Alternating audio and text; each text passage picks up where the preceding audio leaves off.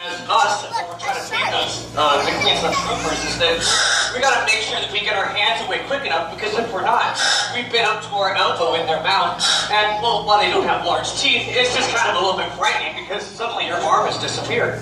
Yeah, I mean, and it just shows how strong that suction is, that they're able to take in your whole arm like that. Now, speaking of suction, we're seeing the stingray here suck up his food as well. Very interesting the way that it eats. It has a strong suction, but the teeth are shaped in an interesting manner too, right? Yeah, absolutely. Now, you guys might not realize this, but stingrays here are very, very close cousins to sharks and everything else.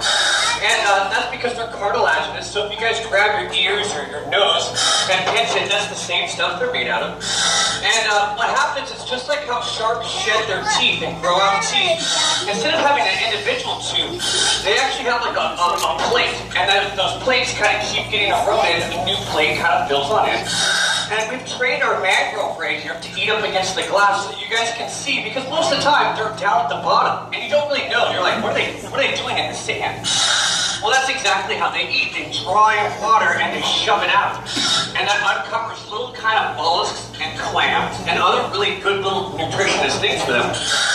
And the other guy that's right by the window there, he kind of disappeared. That's our southern stingray. And you can tell by the difference in colors. But yeah, those plates that they eat with are very well suited to crush up shells. So, perfect example of these guys eating. We're feeding a bit of clam right now.